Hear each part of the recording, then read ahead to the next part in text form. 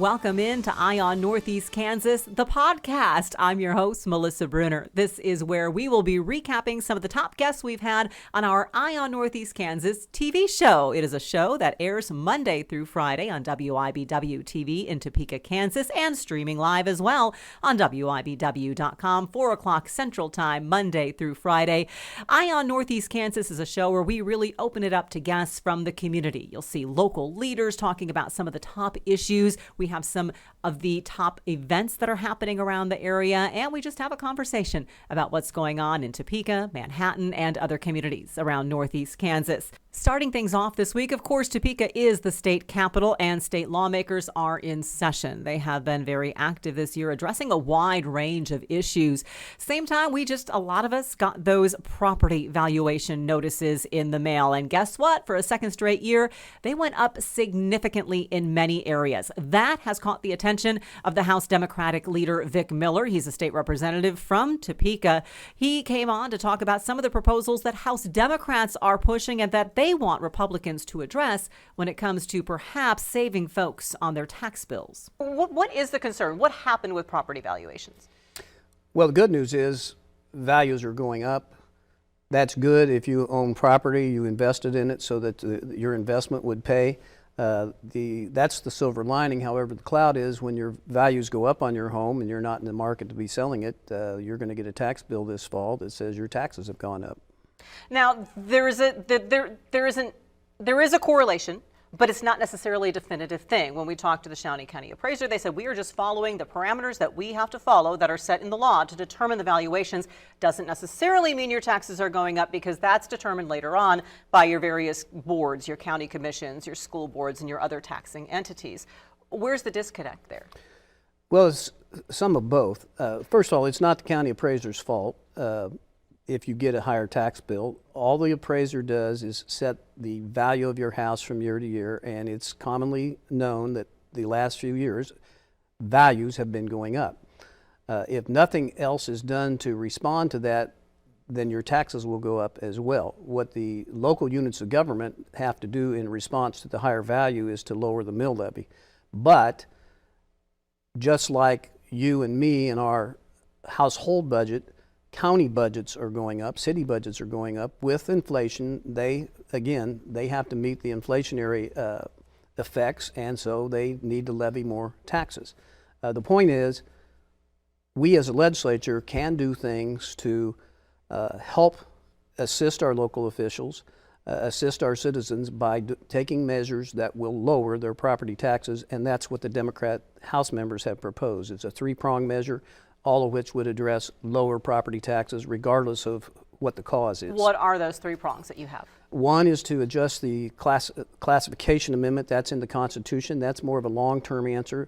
The bottom line is that 30 years ago when we adopted the current classification amendment, homes were paying 35% of total property taxes. Today, homes are responsible for 54%. This amendment would lower that percentage back to somewhat what people expected when they voted for the amendment 30 years ago. Secondly, we would be adding to what's called the local ad valorem meaning property tax, local ad valorem tax reduction fund. The statute requires that we as a legislature appropriate money for the express purpose of giving it to local officials to lower property taxes. We quit doing that. We need to restore that. We've proposed that money be put back into, again, directly lower property taxes. And thirdly, there's a third proposal that addresses the 20 mills that are levied by the state and would increase the exemption that you're entitled to on that particular tax, and again, $55 million direct property tax relief. I reached out to Speaker Hawkins' office in advance, knowing that you were coming to discuss this today, and what they have said, what Speaker Hawkins has said, is that they have proposed, Republicans have proposed, a sustainable tax proposal that helps all Kansans, that includes property tax relief, phasing out the tax on Social Security, reducing income tax, and continuing the elimination of the food sales tax. Committees are simultaneously fine-tuning that overall budget process, and in the end, will produce a product that provides much needed across-the-board tax relief, pays off state debt, saves for a rainy day, and is sustainable. We look forward to working with Minority Leader Miller, our colleagues in the Senate, and Governor Kelly. That is from House Speaker Hawkins. With all due respect to the Speaker, my belief is that we have not, as a body, given enough attention to property tax relief. There's been a lot of discussion about a flat tax that will be mostly targeted toward people who are in the upper income brackets, who are the last ones that need the relief, and instead channel it towards those who need it the most. And I agree, food sales tax needs to come off immediately. That so far has not been part of the Republican proposal. Property taxes need to be brought down, and up to this moment there has not been enough discussion about doing that, and we're glad if the Speaker wants to join in that discussion. We welcome his participation. And part of your objection is that your bills haven't even gotten hearings yet.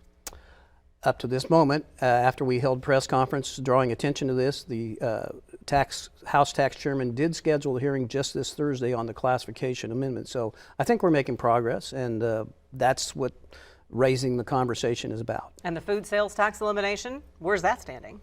It's being held hostage right now for some of what the Speaker wants to do in terms of relief for the rich. And both sides had been saying that that was going to be a priority, and it was actually something that was agreed upon. But here we are, March 13th, and it hasn't moved forward yet. Isn't it funny how that works?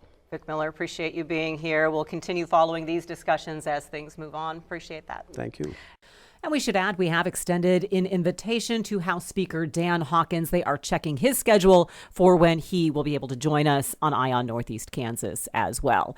Speaking of that property tax and property valuation discussion, we also welcomed Shawnee County Commissioner Aaron Mays to the show recently. We talked a little bit about that issue. We also brought a couple events that will be over by the time you hear this, but they are still important topics for the area. One is the new Gage Park mini train made its debut over spring break, so you can hear what that means to the county. Plus, Shawnee County held a career expo recently for all the open positions that they have. They will still be trying to fill those, so I want you to hear what Commissioner Mays had to say about just what they are doing to attract workers to the county's opening. But we also, the night before Commissioner Mays was on the show, longtime Shawnee County Commissioner Ted Ensley passed away. Commissioner Ensley is who the Ted Ensley Gardens at Lake Shawnee are named for. Ted Ensley was the county's first Parks and Rec superintendent. He served as the state secretary for wildlife and parks for a while, and he's really credited with pretty literally changing the landscape of the Topeka area, particularly with the development of Lake Shawnee. So that is where we started our conversation with Commissioner Mays. So Commissioner Ensley, or Secretary Ensley, as some people might want to call him, you know, his time at Shawnee County began before I was even born. And, you know, Lake Shawnee is probably the biggest testament to the work that he did. You know, he actually lived in the garden house at the Ted Ensley Gardens when he was superintendent, so that's kind of cool.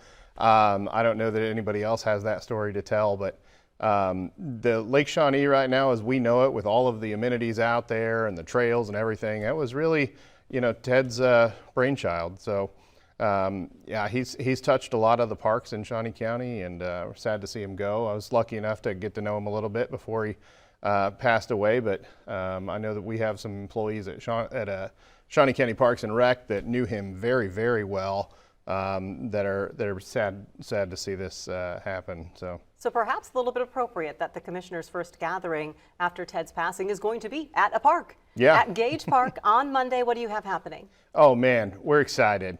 So our old mini train had gotten to where we were having a hard time getting parts and getting it fixed and keeping it running.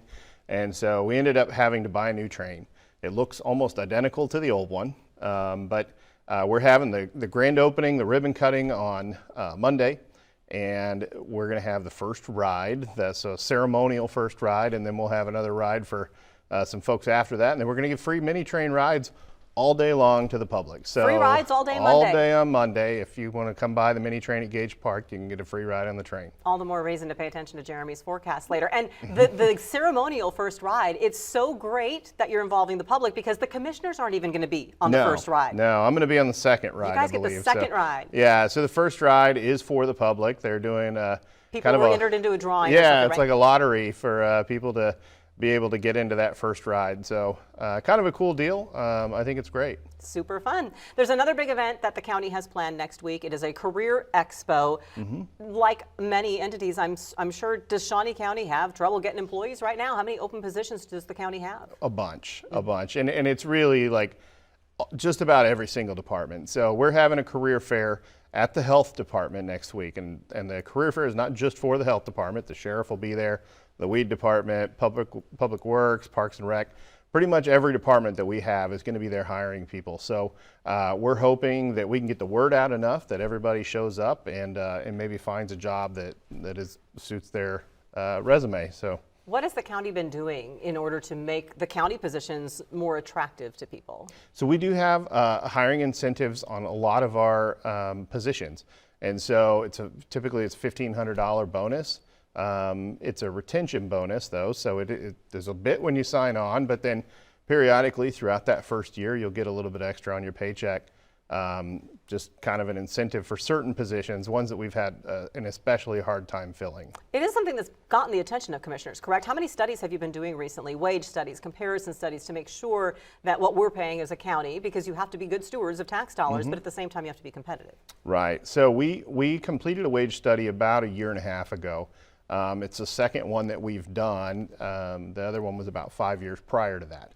And the wage study basically compares similarly sized communities, just in Kansas and Iowa, Missouri, kind of similar sized communities, and examines what we should be paying our people, because there are comparisons that we can look at, and it turned out we were underpaying a lot of people, so we did have to modify our wage scale to meet market demands.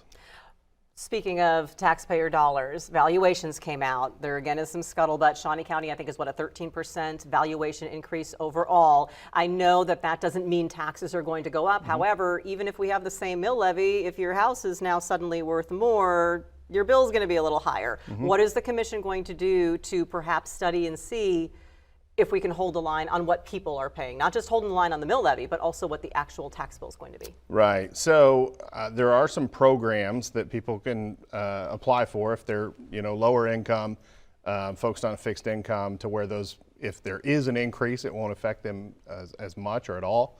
But our budget starts in July. Last year we lowered the mill levy. We're hoping to do that again this year. We don't really know what the financial effects of everything are going to be. We know that expenses have gone up for us the same way they have for everyone else, but we also don't want to raise taxes, and so we're going to do everything we can to get that mill levy down to reflect the increase in valuations as best we can. And as Commissioner Mays mentioned, Shawnee County has those public hearings on the budget over the summer, and one complaint they often have is that nobody really shows up to voice their opinions. So we'll keep you informed on that process, so that if you want to make your voice heard on those spending decisions, how Shawnee County commissioners will be spending your tax dollars, keep an ear posted this summer and take part in those public hearings. Washburn University has a new president, and it's a familiar face. A lot of people were excited about Dr. JuliAnn Mazachek returning to Washburn. She'd been with the university for 30 years. She then left and accepted a position in Texas. Dr. Jerry Farley then announced he'd be retiring. She applied and was hired. She took the helm as president in February. She is the first woman president in Washburn's history. She visited the Red Couch on what happened to be International Women's Day. Thank you so much for being here. Thank you so much. It's kind of difficult to call you new because you've been around the campus for 30 years. But when we talk about being the first woman president of Washburn University, since this is International Women's Day, what does that distinction mean to you? So that's such an interesting question, because actually I've never thought about it that way, but I recognize how important that is to so many people. And our class, our students, we have 63% are female. And I know that having a woman leader means a lot to them, to see what they can aspire to, what they can achieve during their lifetime, and to be a role model for those up and coming women. And so it's an honor, and I recognize a huge responsibility being the first woman. You had 30 years in at Washburn when you left briefly and then came back. How difficult was it to leave? And then how difficult was it to make that decision to say, you know what, I love you, Texas, I appreciate the opportunity, but I need to go back home? So it actually even surprised me. I knew that I loved Washburn, and I had devoted most of my career to it. And I did think that I was gone from Kansas, but when this position became available, and I heard from so many of my friends and colleagues and friends and colleagues of my kids who were also students and alumni of Washburn University, my heart was just pulled back to Kansas and pulled back to Washburn University. And so it feels like I never left. And I am so thrilled to be back and serving such an amazing institution. You obviously take a job because you have some goals, you have some vision for what you want to achieve. So if Dr. Jerry Farley's term and tenure could be described as a time of physical growth, of facility growth for the Washburn campus, what would be your vision for what Dr. Mazachek's time will be? So during my time of leadership, there is going to be tremendous change in the higher education landscape. And we know that how students want to consume their education, we know that what students choose for their education, and how they want to be a student on campus is changing. And so this is going to be marked by a time of change and building for the future, and making sure that the programs that we offer are meeting the needs of not only the students, but also our communities and our businesses, and that we are able to deliver them in ways that are different than we've ever imagined before.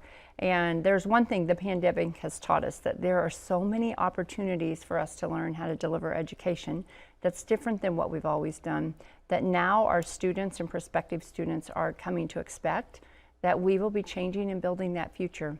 Now, I do want to tell you, though, there will probably still be physical changes to our campus because when we deliver programs in a different way, that requires us to have different types of learning spaces. You're still building a law school, so that the is physical right. changes are still happening. That's right. But it's interesting that you bring up how students are learning. The pandemic kind of forced schools at all levels to incorporate technology and to make those virtual options more readily accessible. How, in your mind, do you balance, though, making it accessible through technology, because some students may want to learn that way, but then also where do we fall in on the importance of that face-to-face learning and interaction and the social component that comes along with a society?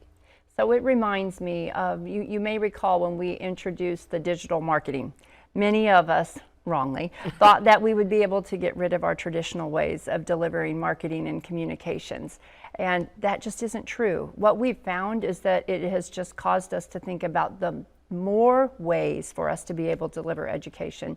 And so we anticipate that we'll be doing much of what we've always done. The face-to-face is never going to go away. We know that when we get one-on-one with students and we can interact, that we have a tremendous opportunity to influence them and to make help them think about their futures in ways that you can't always do when you're online. And so we're going to have both. We're going to have all of those different types of ways of teaching students in the future. Accessibility for higher education can also mean affordability. So in our final seconds, what are some things in the works to ensure that Washburn can perhaps remain or become an affordable option? Yeah, so we are affordable now. We're working to try to make it more affordable. And you may know that we introduced a new scholarship grid for our incoming students for this fall. We also introduced a new scholarship grid for our transfer students, which actually increased the amount of support that they can have available. And then finally, we're doing everything we can to minimize the cost of textbooks for students. More developments to come. So hopefully you'll come back and we can keep up to date on how we are continuing to see Washburn University transform such a vital part of the Topeka community. And we're glad you're back. Okay, thank you. Dr. JuliAnn Mazachek. She is genuinely excited to be back at Washburn and holding the title of president of Washburn University. So we look forward to having Dr. Mazachek back on Eye on Northeast Kansas as she continues to develop her vision for the future of Washburn University. A brand new face to the Topeka community is the new executive director of the Topeka Performing Arts Center. His name is Rory Kent Jr. He was most recently working in Birmingham, Alabama, and it was interesting to hear what he has in store for the Topeka arts community. I'm glad to be here. Thank you. You're saying even with the wind, you're okay with the weather today? Yeah, the weather, it's really good outside today. But last week, the week before last, man, no, I don't know. Birmingham, Alabama is where you are from. What were you doing in Birmingham before making the move here? Yeah, so kind of the same. I worked for the city government where I was over 5 facilities, sports and entertainment. I also got a chance to work with the World Games on that committee. Worked for a wonderful mayor, Mayor Randall Woodfin. Shout out to Mayor Randall Woodfin and Cedric Sparks and the whole gang. But yeah, that's what I did. I brought in good entertainment to the city of Birmingham, whether it be sports, football games, concerts, you name it, pretty much I've done it and brought it to the great city of Birmingham. And I plan on doing the same for, I think they say top city. Top city, That's hashtag. right. It's just like Magic City, so I get it. What was it that attracted you to the position, first of all, when you were thinking, oh, maybe I'll make a change, and then you saw this advertised? What attracted you to that? Yeah, so to believe it or not, people saying, man, you moving far away. But Topeka actually reminds me of Birmingham, right? It was a time in Birmingham when we were getting ready to make that turn, like 10 years ago. And I can see it in Topeka, where you guys are about to get ready to make that turn. Now I tell people, enjoy where you are now, because once that change happens, it's going to happen fast. And so I want to be a part of that change, right? It's so much similarities, even from Bow Auditorium, where I was in Birmingham. It's set on 8th Avenue. Topeka Performing Arts Center sit on 8th Avenue. So you knew what street to come to when you got exactly. in town. So I love a challenge. Not saying that you guys are a pet project or anything. I'm just excited about a challenge. Where do you see the Topeka Performing Arts Center fitting into that overall concept? Because we have several smaller theaters and smaller theater programs in Topeka and the surrounding area. We also have the Stormont Vale Event Center, which has a big arena that can bring in bigger shows. So where do you see TPAC fitting? Yeah, so we right there in that sweet spot, right? Because obviously, honestly, not everybody can pack out a 19,000 seat arena. That number is far in between, maybe Beyonce and Taylor Swift, people like that. But then you also have artists that all they need is 2,400 seats, and that's where we come in at, right? A lot of the homegrown arts like theater, we're good for that too. Nobody want to go into a big empty arena and watch, you know what I'm saying, theater, Broadway. People want to be in an intimate setting. And so, yeah, we're going to do it, and we're going to have fun doing it. Is there any particular genre of show or style of performance that you see, or does the trick lie in the right mix of everything? There you go, the right mix of everything. I'm not a cookie cutter type of guy. I'm not a one size fit all type of guy. Topeka is made up of a lot of different type of ethnicities and people from all walks of life. So I want to be able to provide entertainment for everybody, not just one group of people. And how do you relate to the local arts community as well, so that they still feel a bit of ownership? Because I would think and the local community feeling ownership in their performing arts center is a key component. Yeah, it's just like what Cheers said in the song. Everybody want to go where somebody know your name, and they also glad that you came. So yeah, I'm that guy. I'm glad that you want to be here. I want you to come here. And the theater part is the main part. So I used to have a show called Rory and the Riff Raffs, right? And so like I was explaining to them, your next guest, I'm very keen on that. You know, a matter of fact, you need more of that. The concerts are just a cherry on top. If you want to keep your doors open, you need a lot of your local support to keep the ball moving. And once you get the national stuff in, just a cherry on top. We have a lot of educational programs that have been operational through TPAC as well. What would you like to do in that realm? Yeah, so I would like to see us have more interns to come in to learn how to run a venue. Because let's just face it, I'm fairly young now, but I'm not going to do this for the rest of my life. So I would like to train the next workforce on how to do this and how to do it the correct way. You know, how to make everybody your priority, not just what you like, but what everybody likes. Where do you see the value in the arts in a community? Since you came from a place where you were doing not just arts, but also other forms of entertainment and sports facilities and events as well, where do the arts fit in and why are they vital? So when you say arts, elaborate a little bit more on that, because a lot of everything is and art. Maybe that's part of it. People don't necessarily realize how far-ranging it is. But when you think about concerts and theatrical performances and dance. Yeah. So you need all of it. So I got a big pot making gumbo, right? So you need the dance, you need the theatrical, you need everything go hand in hand. It's not like one outweighs the other. Everything goes in together. And I understand that this community dance is like king. Everybody want to be a dancer. That's true. There are a lot of dancers. Right. No, so I get it. And I want them to keep coming. You know what I'm saying? Keep coming. Our doors are always open, and yeah, we're good.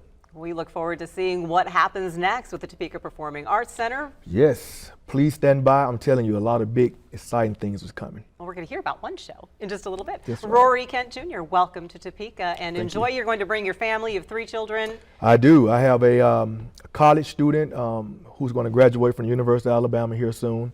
I have a 9th grader, so Any AAU coaches out there, let me know, because he played basketball. And We're not going to bring up the NCAA tournament. You're in the middle of Jayhawk and Wildcat country here, so yeah. sorry about that. No, it's all Rory Kent good. Jr., glad to visit with you. Thank you. You can feel a lot of positive energy coming from Rory Kent Jr., so we look forward to having him at the helm of the Topeka Performing Arts Center and working with TPAC on many community events. Glad to have him here, and glad to have you along listening to our Eye on Northeast Kansas podcast. Remember, you can see the video segments with these guests and all of the guests who come on our show on WIBW.com, on our WIBW News mobile app, and of course also on your favorite on-demand platforms. Plus, you can watch Eye on Northeast Kansas streaming live 4 o'clock Central Time, Monday through Friday on WIBW.com and that WIBW News mobile app. We'll see you on the Red Couch.